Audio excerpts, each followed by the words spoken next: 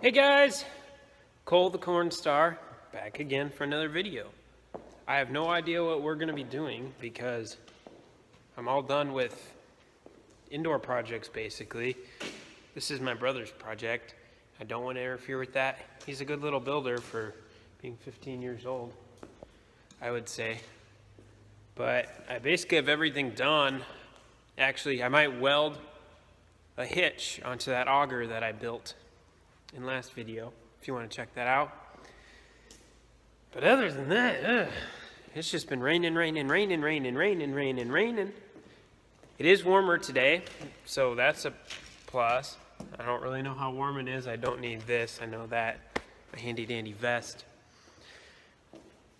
We got some wiring to do on the dually for the fuel tanks, and then Dad's gonna be putting in the wires on the little moisture testing shed. I'm sure we'll find something else to do, but right now we're just kind of waiting for the rain to stop, which is really frustrating, but not much you can do. Mother Nature does what it wants. Okay, I just went and got the combine, brought it down to the heated shop. There's a lot of stuff in the way, kind of, so I got to move a few things around. That way I can get that in, and we want to change the transmission fluid in that. We're building a little shed to get out of the cold when you're at the dryer setup.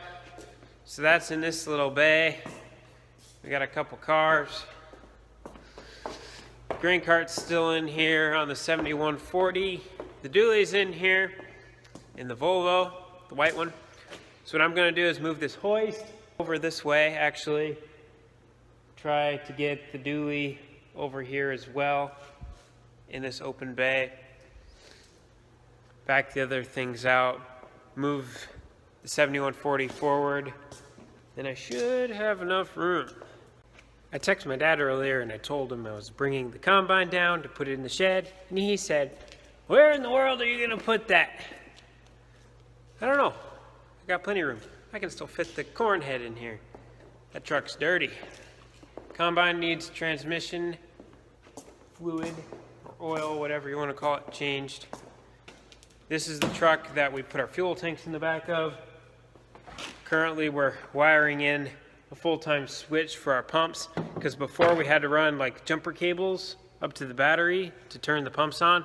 It was just really annoying. Now we won't have to do that. Oh, I just nailed that. We're just attaching this wire into where your trailer lights would be. Works the same way as anything else. The Volvo, the white one, we also have a red one. The white one's basically done. Transmission went out of it. Well, it didn't really go out, but there was a part wrong, so it had to be pulled. So a guy came and fixed that, and then we put the drive shaft back in, and we noticed the U-joints were bad. For those of you who don't know what U-joints are, these are U-joints, the shiny part in here. Universal joint, spins any direction, I guess. But anyway, so we went to put the bolts back in to do those, and those are hardened bolts. We stripped one of them. Probably spent 6 hours trying to get that back out. Pain in the butt. Tried welding nuts on it, turning it. The welds would just break. Finally got it after we ground it off, and then you could just use a pair of pliers and basically turn it with your fingers. Annoying. So then anyway, we got the new parts, put them back on. We were told you could just tighten them as tight as you could get it. You couldn't tighten them too tight. Sure enough, Dad breaks one. Spent 4 hours trying to fix that today. It took me a while, but it got it done. Basically everything in here is gonna be out of here soon. We're gonna get our little building built tomorrow. My brother and his friend built that today. I should clarify, there are a lot of projects I would like to be doing that are kind of half inside, half outside, but it's just so muddy. I'm gonna be tearing up the yard with the skid loader, and I don't really like packing the tracks on the Bobcat full of mud because it's a pain in the butt to clean them out. I also have things in here I would like to be doing, but there's a lot of stuff in the way. Oh, need to stop smoking cigarettes. Our little kitchen area right here, it's right when you walk in the door, and this always becomes a catch-all. But then you gotta walk all the way down here to get to our toolboxes and our bench which is all the way at the back. I don't like this being back here. So what I want to do, take the kitchen area, bring it down here where the bench is, move the bench up there, and then all these toolboxes, they all have different amounts of tools in them and different things. I want to make sure they all have a uniform double set of at least everything.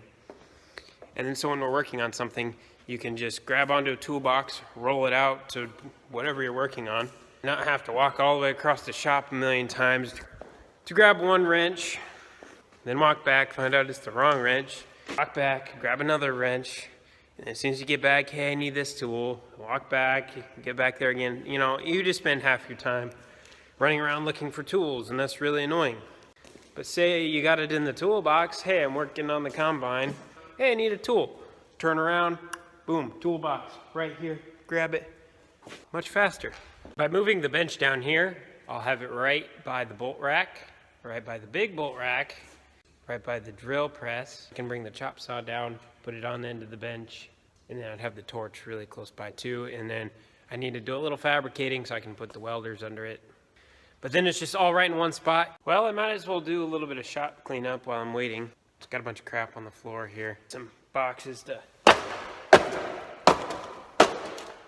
You can get more in a trash can if you smash them down. Fun fact of the day. I'm probably gonna run up to our Case IH dealer after lunch here and probably get some more sickle blades. This is for our second cutter bar for the bean head. We have two, that way if we break a bunch of these, because these do break, surprisingly enough. Then we can just pull this out and slide this one in, and then it's ready to go instead of spending 45 minutes changing them. This is just much faster. I'm gonna clean up just a little bit of crud here. I don't want to do any major cleaning and reorganizing right now until I have final places for everything. Otherwise, I just triple handle every tool. I've had the shop for 7 years now. It should be to a point where we kind of know where we want things and where we don't. This is the new tire for my Geo Prism. It's just been raining so much, I haven't felt a need to put this on yet. So when I have a billion tools that need picked up, I just get a 5-gallon bucket and start tossing them in there. All right, so I'm gonna weld this piece of steel on right here as a hitch. That way I can put the skid loader right there on the front and have something to lift it up from. Probably gonna need to put a little support arm across as well so it doesn't snap off. Guaranteed to hold until it breaks.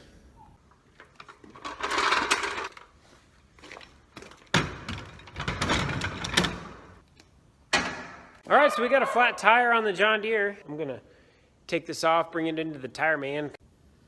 Bye, yellow tire sitting by the door. See you when you're a new one. Oh my gosh, the sun is poking through the clouds. Well, right now, I'm currently in the 50,000 bushel bin, our biggest bin. There's a little bit of rotten corn stuck to the wall. I'd show you, but you're not gonna be able to see it because it's kind of dark in here. But I'm gonna get that scraped out, and then I have doors to put on that bin and this little bin. See those nice light holes poking through? Yeah, that's no good. That means water can get in. Oh, that never gets old. I'm gonna have to bring a ladder in here and crawl up there and figure out a way to put some sort of epoxy or something over those because we don't want that leaking in. Fun job. This is our smaller cooling bin. It's seen better days. It's getting up there in age, but it still holds grain. There's a couple little holes starting to rust through at the bottom. So I went and got some cinder blocks that I'm gonna toss on the inside to keep corn from flying through those holes and making a little mess. But then these doors, I wonder how that got bent. Anyway, these doors, they swing shut, and then bolts go through these holes. I'm gonna seal that up. I'll have to figure something out with this because the grain's gonna push out and I don't want it to fall out. Then I have this bin to do the same thing on. All right, that's all done. It stopped raining, finally. It's still really gooey around here, but we think we can get those augers in the pits. I'm gonna take the sump pump, suck these out real quick, so then we can kind of work around here. Got a lot of water to suck out of there. We're sucking out the pits with the sump pump, and we're running into the issue of the old crappy rotten corn that's in there gets sucked up to the filters and the sump pump, so then it can't suck any more water.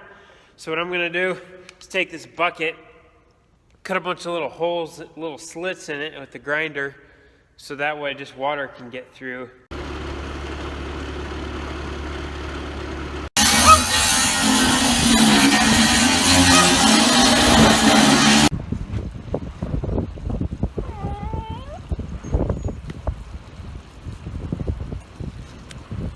So normally with this pit, this back one here is a 36-foot auger. Works perfect, fits up to the leg just fine. But for the front hopper, we usually have a 42-foot auger in here, but that one crapped out on us. So now we have this 26-foot, 12-inch auger, and then an 11-foot, 10-inch auger. This is right here. So we're trying to piece it together. It's gonna be a little short, so we're gonna have to make some spouting systems and stuff to figure out what to do there. We have this little hoist, right, I don't know if you can see it, right there. But that's gonna hold that auger up for us, and then we gotta make some sort of spout that's gonna, it's a noisy dog. Gotta make some sort of spout to get that to funnel in.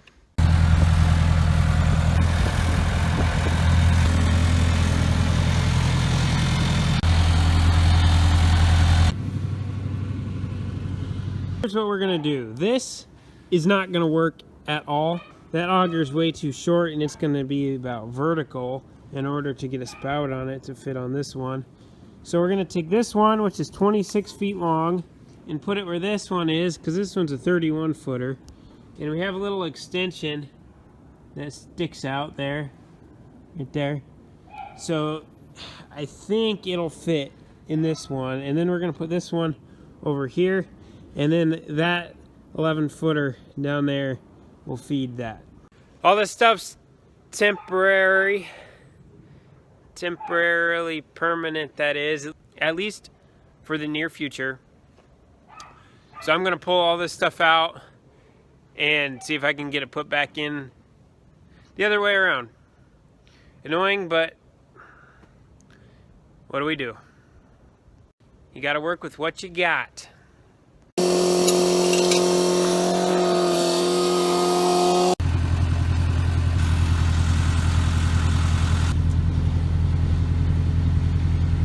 Welding again. Surprise, surprise. It's been a day of delays and frustration and everything else. Slowly coming together. It all works out in the end. Well, this is a little disappointing. I welded this hitch on, but I'm gonna have to cut it off because it's not gonna fit. I'm also gonna have to cut this down a little bit too, because the grain's not gonna flow in there how I want it to with it on.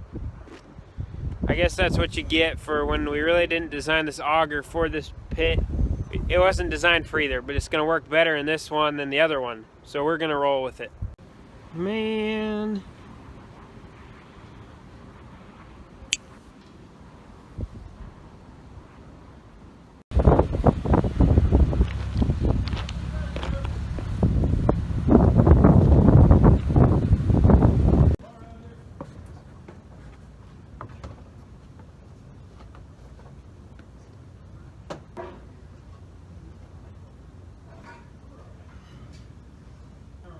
Is this one greaseless or something? Could be.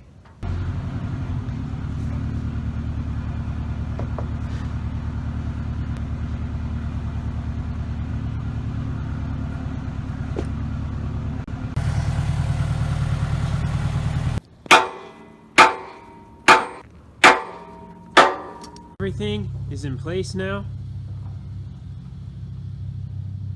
I just got to make a little spout here that keeps this from making a mess.